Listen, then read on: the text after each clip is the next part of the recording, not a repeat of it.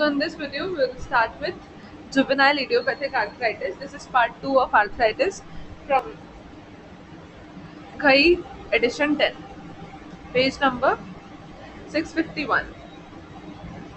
Juvenile idiopathic arthritis. This term was proposed by the International League of Associations for Rheumatology to refer to a group of conditions characterized by. So what happens in JIA? They're characterized by chronic inflammatory changes of the joints. One second. There is what? There is chronic inflammatory changes of the joints. The condition is defined as arthritis of one or more joints with the onset in less than 16 years of age and persisting for at least 6 weeks. Okay, so it is what? It is a chronic inflammatory condition. There is what? There is arthritis of one or more joints with onset at less than 16 years of age and persisting for at least 6 weeks.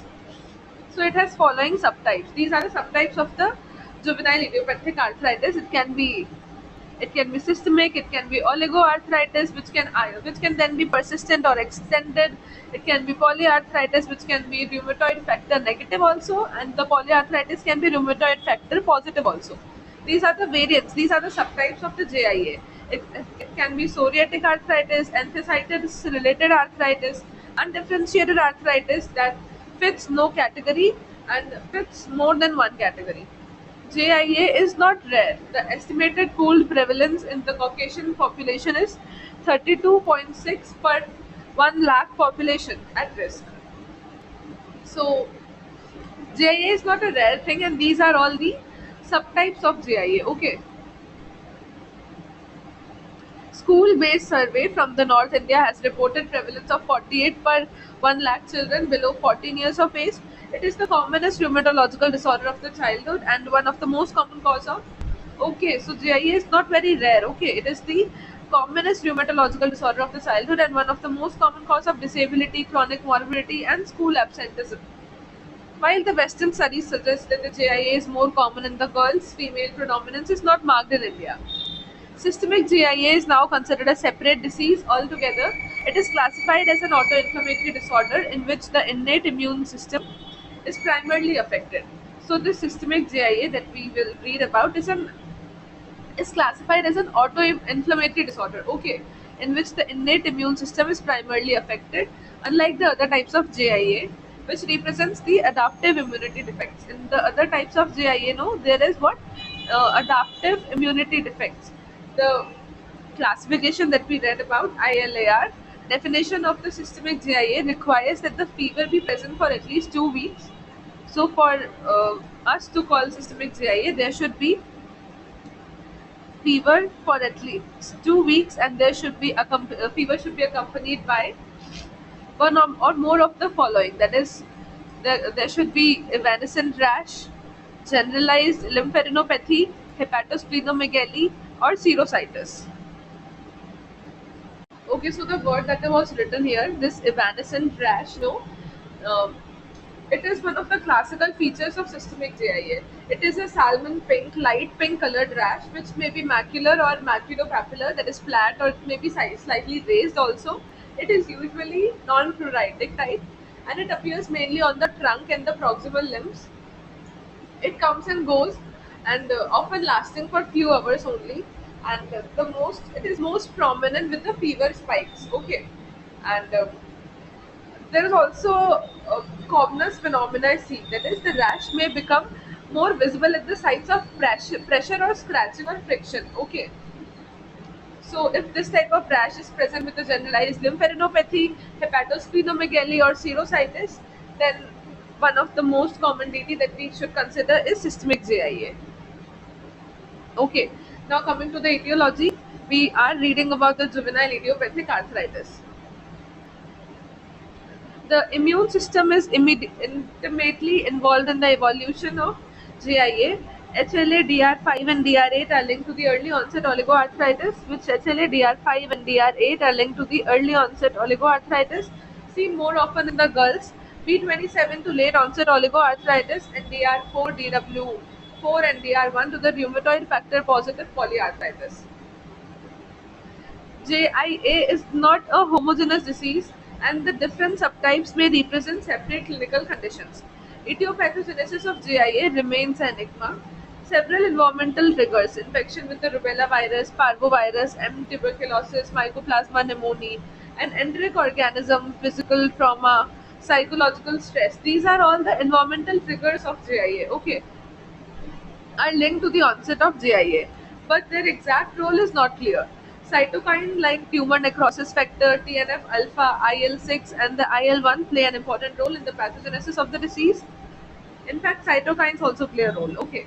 A number of autoantibodies, for instance, anti-nuclear antibody, may be seen in the sera of the patients. The classical IgM rheumatoid factor is almost never detectable in the preschool children with the GIA. So what is not detectable? The classical, this IgM rheumatoid factor, RF factor, is never detectable, almost never detectable in the preschool children with the GIA. Older girls with a polyarticular small joint disease of the hand, especially involving the metacarpophalangeal joint, the proximal interphalangeal joint, may however be RF positive. So older girls involving the small joints may be RF positive, otherwise it is not RF positive. Coming to the clinical subtypes, three major types of the onset are described according to the presentation during the first 6 months of the disease, namely the systemic GIA, in which there is fever with rash, oligoarthritis, 4 or fewer joints are involved, and polyarthritis, more than 4 joints are involved. So this is important. If there is fever and rash, it is called as the systemic GIA. Oligoarthritis, 4 or fewer joints are involved, and in polyarticular, more than 4 joints are involved. Let's first talk about the systemic GIA. About 5 to 15% patients with the GIA may have an acute onset with the systemic features. These systemic features may precede the joint manifestation by weeks or months. Therefore, this condition should be considered in the differential diagnosis of any child with a prolonged fever. Okay, so when should we consider systemic GIA? Any child, any child with a prolonged fever. The illness occurs at any age. Peak is between 1 to 5 years and is more common in the boys. Okay, so it mainly occurs in 1 to 5 years and is more common in the boys. Okay, it begins as an intermittent fever with the characteristic twice peak daily. How does it systemic GIA begins? It begins as an intermittent fever and there is a characteristic twice peak daily. Fever is prominent in evening. Okay. It is accompanied by an evanescent maculopapular truncal rash. There is maculopapular truncal rash, and the rash may be difficult to recognize in individuals with a dark complexion. Affected children shows marked irritability that decreases with the subsidence of the fever. Serosal involvement in the form of pericarditis or the pleuritis may also be present. There can be serositis that was written no in the diagnostic criteria itself. So serosal involvement can be in the form of pericarditis or pleuritis. Hepatosplenomegaly and the lymphadenopathy are common at the presentation and can lead to diagnostic confusion. So there can be hepatosplenomegaly and lymphadenopathy. There is moderate neutrophilic leukocytosis. Okay. There can be elevated ECR, there can be thrombocytosis in the rheumatoid factor. Rheumatoid factor is negative. So these are the things which will be seen in the systemic GIA, which is very important for us to remember. So let's read them again. Only the highlighted parts. Okay. Systemic GIA.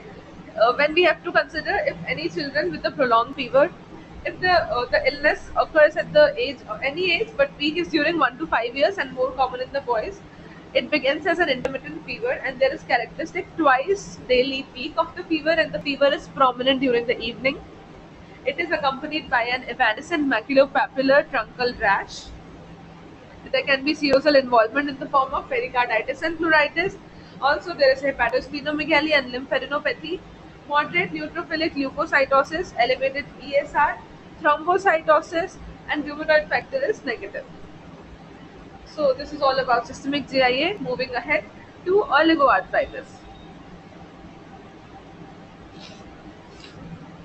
This is the most frequent type of the GIA. Is oligoarthritis, no?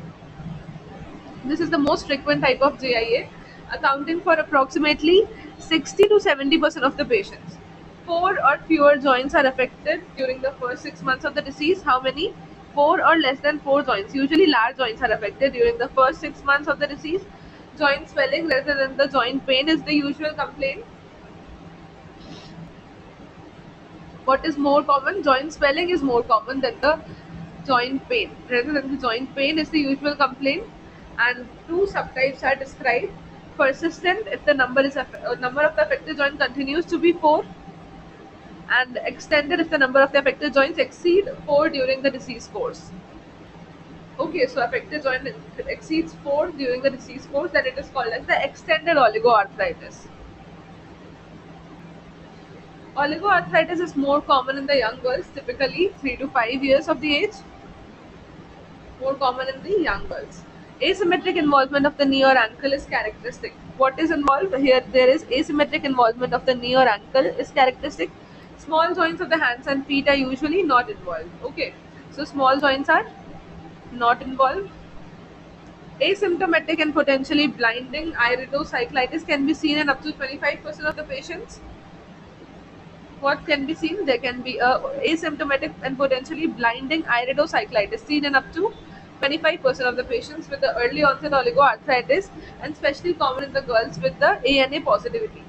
Especially common in girls with this ANA positivity. Okay, so this is what we read about the oligoarthritis. Let's revise only the highlighted points.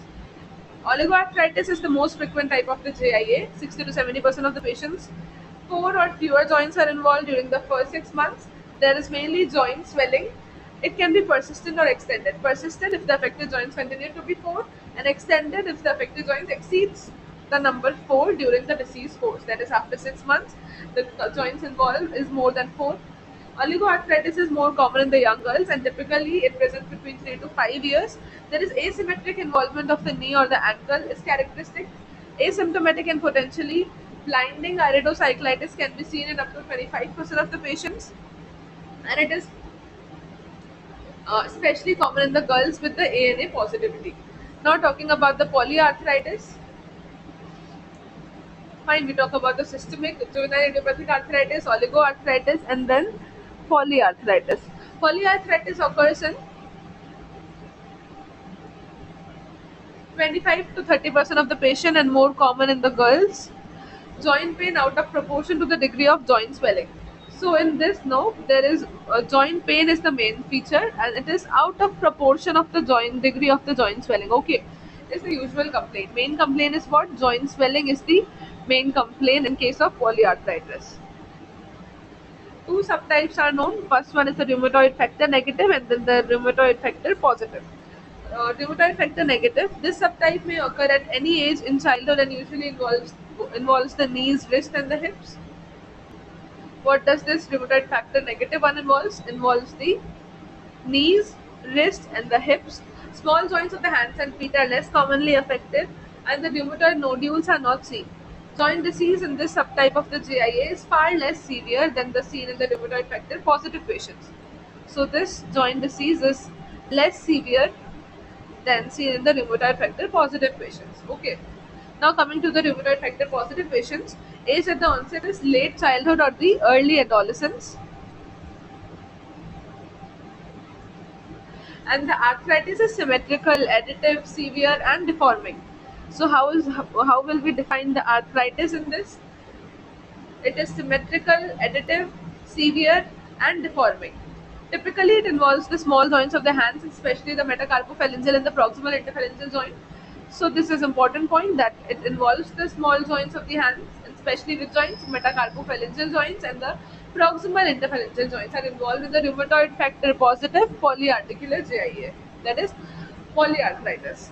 Cervical spine and the temporomandibular joint can also be affected. This type of the GIA is somewhat similar phenotypically to the adult onset rheumatoid arthritis. So this subtype of the GIA is somewhat similar phenotypically to the adult onset rheumatoid arthritis. Rheumatoid nodules are present in some patients. Okay, and the marker of potentially severe disease, and they are the marker of potentially severe disease. Fine.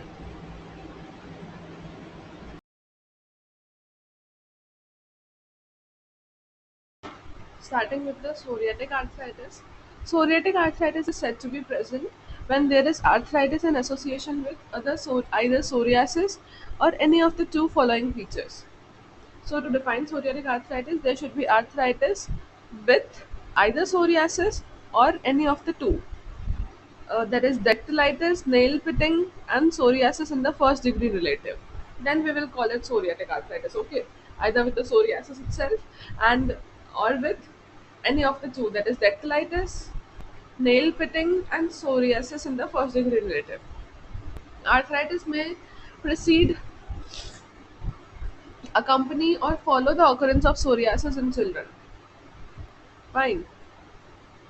There's no particular order that the psoriasis will appear first or the arthritis will appear first. It can precede, it can also precede, it can accompany, arthritis can, and it can even follow after the occurrence of psoriasis in children. Clinical features include the simultaneous occurrence of the small joints and large joints in arthritis or involvement of the distal interphalangeal joint. So DIP joints are involved in the psoriatic arthritis. Also, there is simultaneous occurrence of the small and the large joint arthritis. Now coming to the enthesitis related arthritis. Enthesitis related arthritis is more common in boys, typically older than 8 years of age. Asymmetric large joint, just like the knee, ankle, and the hip involvement of the lower extremity is characteristic. So there is asymmetric large joint involvement of the lower extremity. Severe children, several children are HLA-B27 positive in enthesitis related arthritis, and proportion of these may go on to develop ankylosing spondylitis later in life. So, these HLA-B27 positive children with ERA can later develop ankylosing spondylitis also. However, sacroiliitis and spondylitis are usually not significant until late adolescence. Self-limiting acute symptomatic iritis may occur in some patients, but it does not progress onto chronic iridocyclitis. So, in ERA, there can be a self-limiting acute symptomatic iritis also. This, but it will not progress to this chronic iridocyclitis. Characteristic of oligo arthritis in young children. Okay, so this chronic iridocyclitis occurs in oligoarthritis in young children. A family history of ankylosing spondylitis, psoriasis, Rita's disease, and low back pain may be present. Okay, moving ahead to the laboratory investigations. So it is important to recognize the different patterns of the joint involvement in various types of JIA. There is a table we will read. Synovial fluid aspiration for microscopy and culture is indicated in children with the monoarthritis. So the synovial fluid aspiration is done in monoarthritis because septic arthritis might need to be excluded. Okay. A complete blood count should be requested along with the ESR. Children with the ALL may have an arthritic presentation also. This is important to remember. The children with ALL may have arthritic presentation. Bone marrow aspiration may be required if use of glucocorticoids is being contemplated for the treatment of JIA. So before glucocorticoids starting, bone marrow aspiration needs to be done. C-reactive protein measurement is a marker of disease activity. Plain radiographs of the affected joint are obtained at the time of the initial diagnosis and may be repeated to assess the erosive disease. Okay, so what investigations can be done? C-reactive protein can be done, plain radiographs can be done to assess the erosive disease. Screening for the rheumatoid factor is not useful test for diagnosis of arthritis in young children, but it is an important prognostic factor when it is positive. So yeah, screening for the rheumatoid factor. So what investigations did we do? Complete blood count we did, synovial fluid aspiration in case of monoarthritis because of septic arthritis. Okay, then CBC we did along with the ESR. Let's mark the investigations. Synovial fluid aspiration, complete blood counts, ESR, then C-reactive protein, plain radiographs, rheumatoid factor. Screening for the rheumatoid factor is not useful test for diagnosis of the arthritis in young children, but it is important prognostic factor when it is positive. Joint ultrasound is a point of care test to assess the disease activity, monitor the response to therapy, and ultrasound guided intra-articular corticosteroid injection if needed. MRI is useful in detection of for synovitis, bone marrow edema, and damage to the bone cartilage. MRI is useful in a lot of things. We know, right? Bone marrow edema and damage to bone, cartilage, tendon, and ligaments. MRI is helpful in the diagnosis, assessment of the disease activity, and response to therapy. Okay. Now moving ahead to the treatment part. But before that, let's do this. Let's do this table. Pattern of joint involvement with the juvenile idiopathic arthritis. We are going to read about in this. These all that we read now till psoriatic arthritis, they are all the subtypes of GIA. Okay, so we'll read first about the oligoarticular GIA. It presents in younger children, 3 to 5 years, less than 4 joints are involved, and lower limb predominance, usually knee is seen. It shows A and A positivity, high risk for the chronic asymptomatic uveitis, needs a regular slit lamp examination. Okay, so there is high risk of what? In oligoarticular GIA, chronic asymptomatic uveitis. Now for RF negative polyarthritis,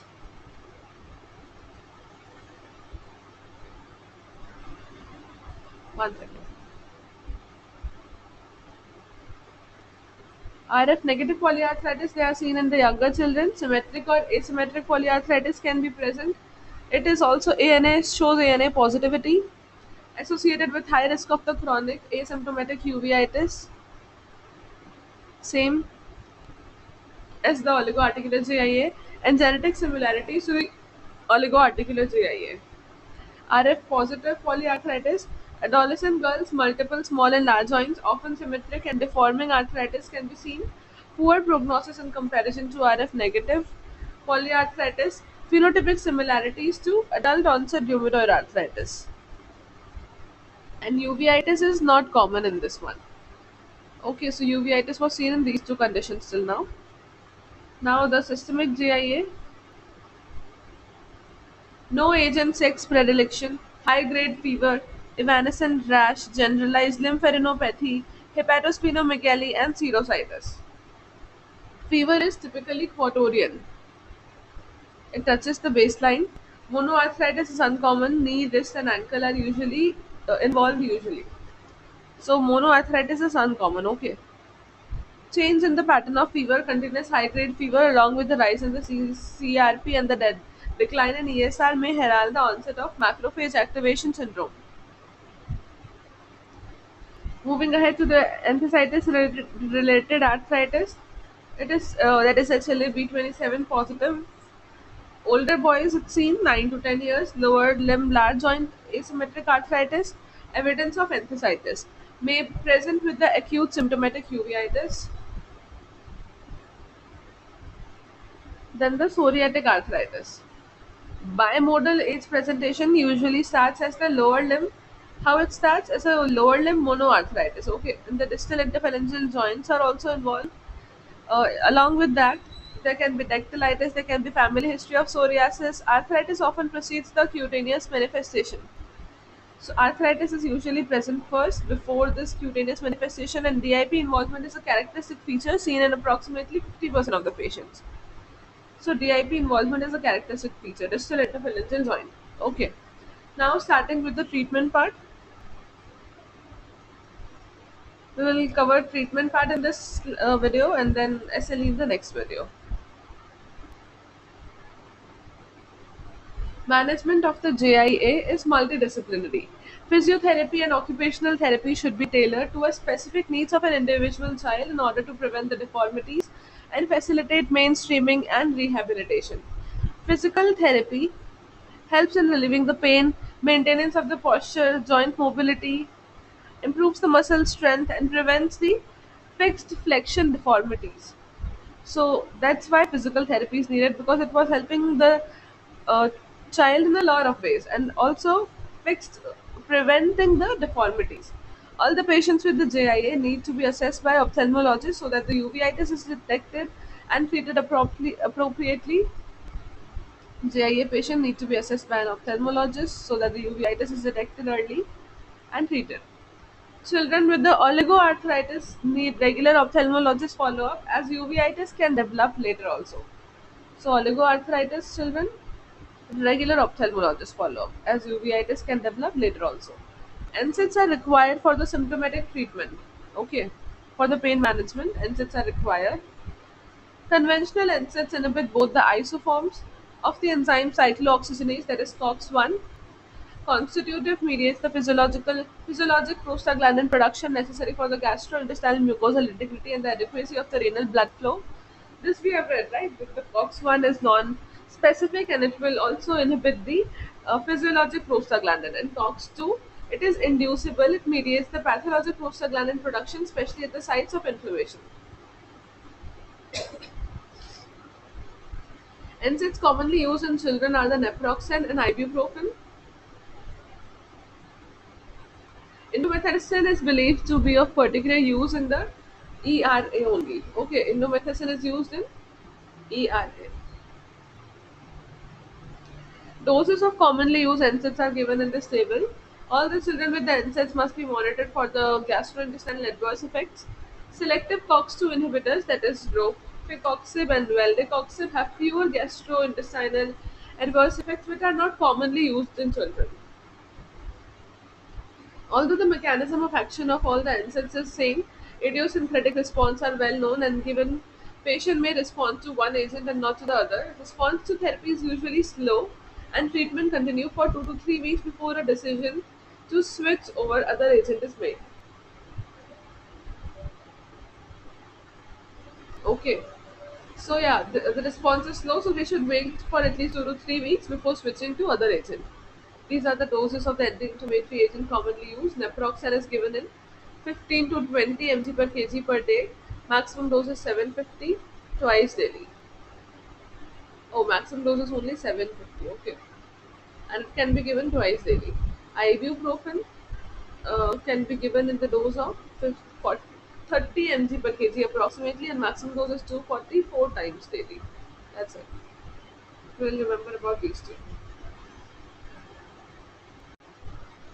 Disease modifying anti rheumatic drugs, DMARDs, need to be started in almost all children with the polyarthritis. Okay. DMARDs need to be started in all children with polyarthritis.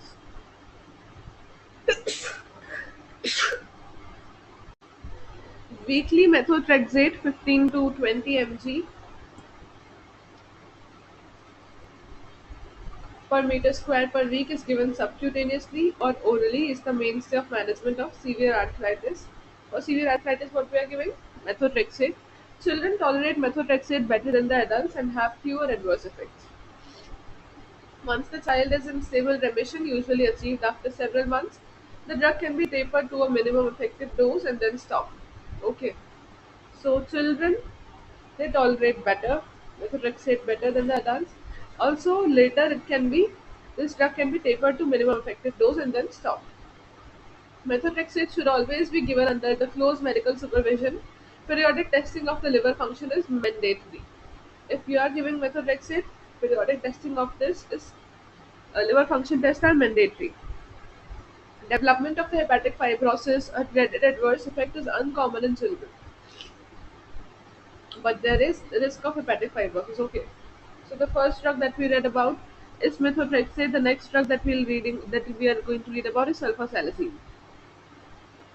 So sulfasalazine is given in the dose of 40 to 50 mg per kg per day, effective in patients with ERA. Hydroxychloroquine is used for adjunct and is often used along with the methotrexate. Hydroxychloroquine is what? An adjunct. Okay. It is used along with methotrexate.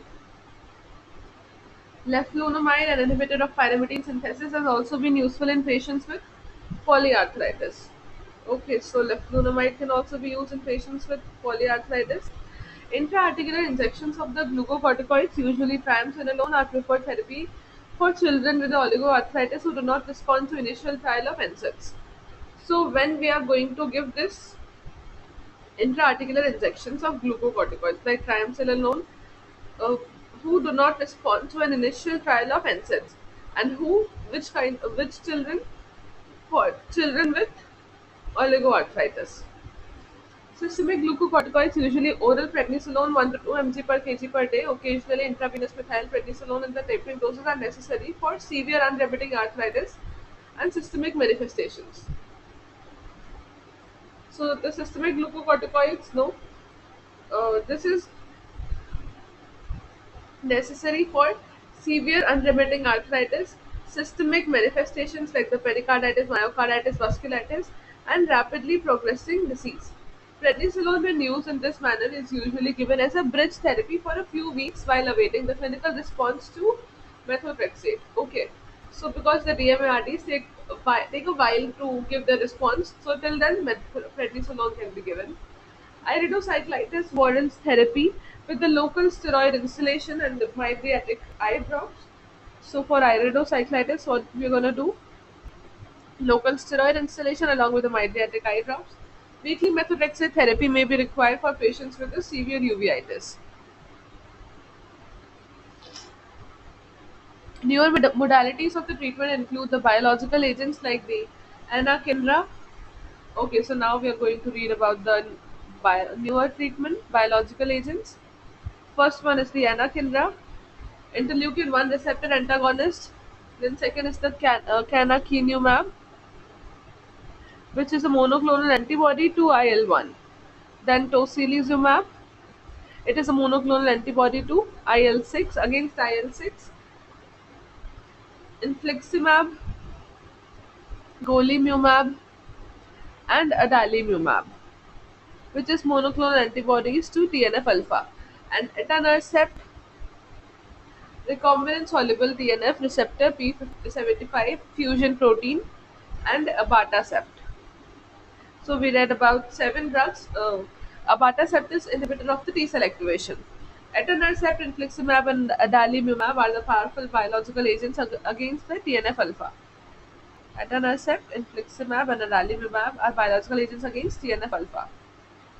While etanercept has been used in children with the polyarthritis not responding to methotrexate, and infliximab are more commonly used in adults with the spondyloarthropathy.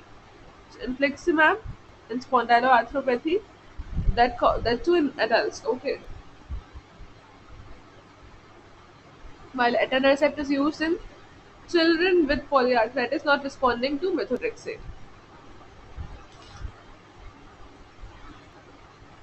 One second. Okay, so now moving ahead, adalimumab is frequently used for the progressive arthritis and is also useful for severe uveitis refractory to methotrexate. These are the things that we just need to go through once again to remember these all. So let's just read through them once because it is important, but let's read through them once. Adalimumab is frequently used for progressive arthritis and is useful for the severe uveitis refractory to methotrexate. Tocilizumab and the anakinra have found favor in the children with the severe forms of systemic GIA. So in severe forms of systemic GIA, we can use this tocilizumab and the anakinra. While these biologics are now being increasingly used as a first-line therapy for children with the GIA, long-term safety of these products in children remains a matter of concern. Now coming to the course, oligoarthritis usually has a good prognosis. That's a good thing. Oligoarthritis has good prognosis, but localized deformities can develop due to asymmetric growth of the limbs. Okay, localized deformities. Why? Because of asymmetric growth of limbs. Children with the ERA, enthesitis-related arthritis, can develop spondylitis and sacroiliitis later, especially if they are HLA-B27 positive. We read about this, right? Later they can develop this if they are HLA positive. Moving ahead, children with a rheumatoid factor positive polyarthritis have a disease pattern similar to the adults and show erosive and deforming arthritis. Okay, this is also a bad thing that RF positive polyarthritis show erosive and deforming arthritis. Prognosis is better for the seronegative polyarthritis, as remission are obtained more often and residual joint lesion may be minimal. Okay,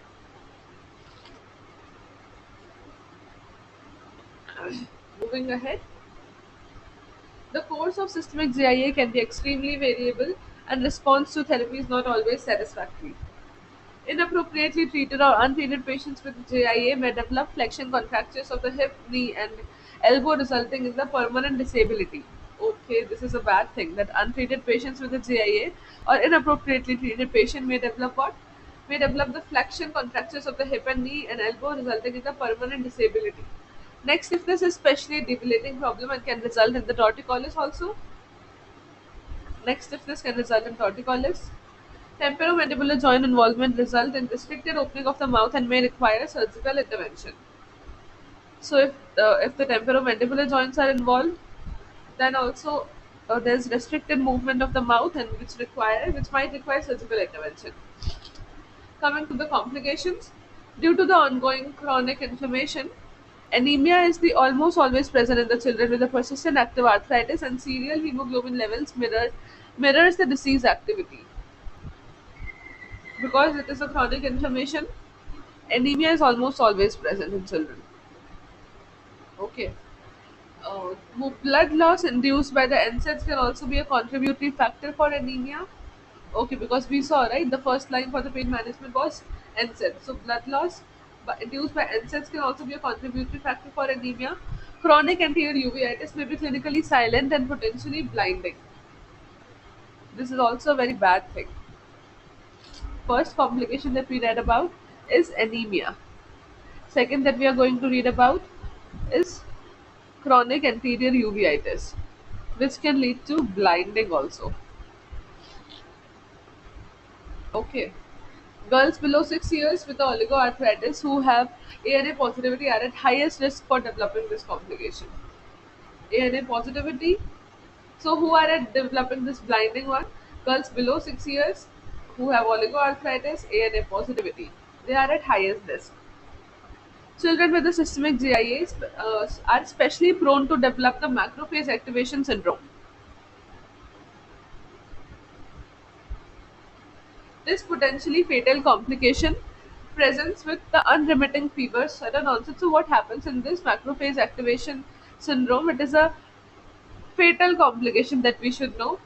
Present with how? With unremitting fever, sudden onset icterus, bleeding tendency, leukopenia, thrombocytopenia, hypofibrinogenemia, elevated triglycerides, and raised ferritin levels. Prompt administration of the intravenous methylprednisolone pulses can be life-saving. So, if there is this macrophage activation syndrome, no, then what can be done? Prompt administration of the IV methylprednisolone in pulses. It can be life-saving. Use of cyclosporin along with the pulse steroids is associated with the early resolution of features of MAS. Okay.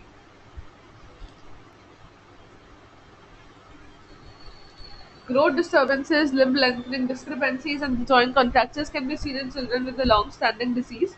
So, these are the complications basically. There can be growth disturbances, there can be limb length discrepancies, there can be joint contractures. These all are complications associated with a long standing disease. Growth failure may occur secondary to the severe inflammation or treatment with the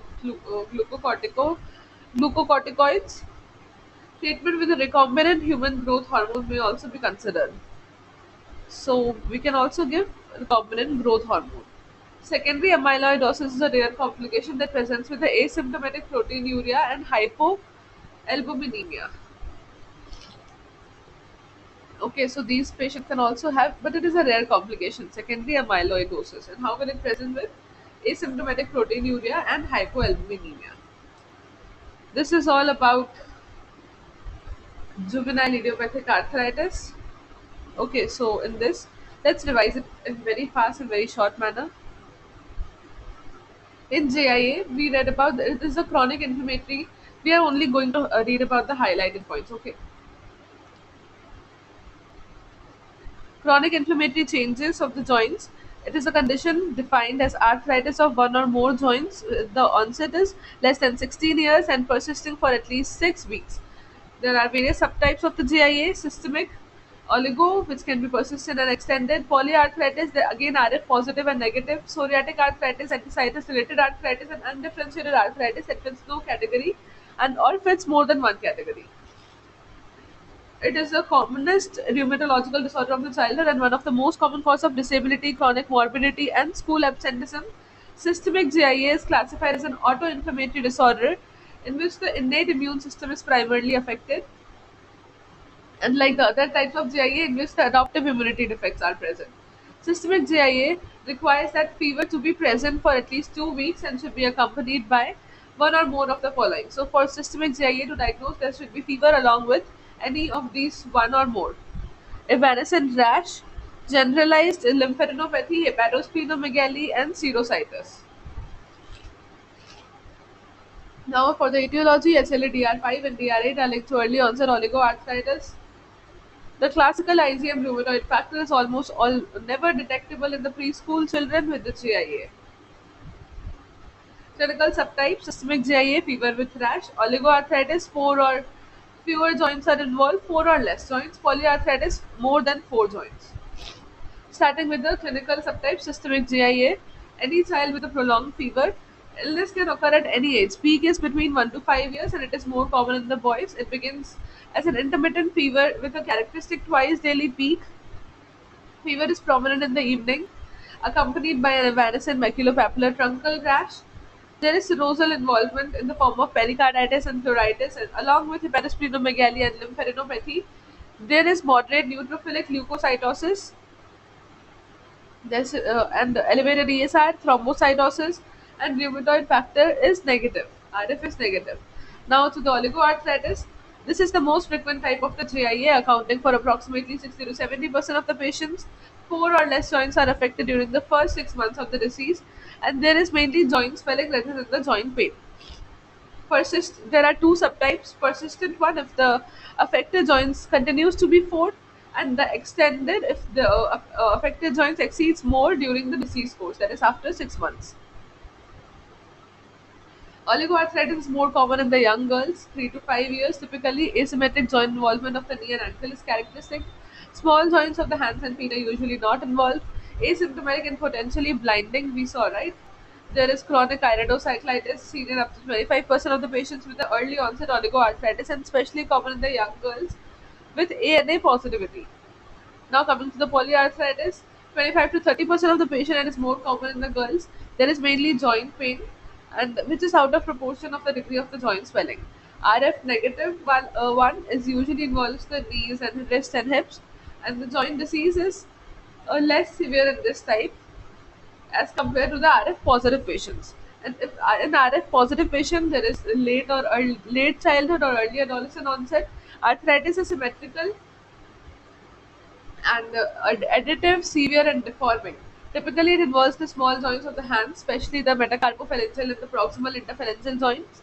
Cervical spine and temporomandibular joints may also be involved. In psoriatic arthritis, is said to be present when the arthritis is associated with either psoriasis or any of the two. That is, dactylitis, nail pitting, and psoriasis in the first degree relative. There can be simultaneous occurrence of the small and large joint arthritis or the involvement of the distal interphalangeal joint. In ERA, enthesitis-related arthritis, ERA is more common in the boys, typically older than 8 years. Asymmetric large joint involvement, knee, ankle, and the hip, and involvement of the lower extremity is characteristic. Several children are HLA-B27 positive. It is self-limiting, and it also has self-limiting acute symptomatic iritis. Now, in the laboratory investigation, we did the synovial fluid respiration for monoarthritis only to rule out the septic arthritis. CBC, along with the ESR, children with the ALL may have arthritic presentation also, that we should keep it in mind. C-reactive protein should be done plain radiographs to assess the erosive disease. Screening for the rheumatoid factor, joint ultrasound and MRI can be done. In treatment, uh, physical therapy needs to be done. There is physiotherapy to relieve the pain, maintenance of the posture, joint mobility, improves the muscle strength, and prevents the fixed flexion deformities. Patients with a GIA needs to be assessed by ophthalmologist so that the uveitis is detected early and treated appropriately. Oligoarthritis children needs a regular follow-up also, as uveitis can develop later. NSAIDs are required for the symptomatic treatment. Okay. Then NSAIDs are commonly used in children are naproxen and ibuprofen, and indomethacin is used in ERA patients. Disease modifying agents need to be started in almost all children with the polyarthritis.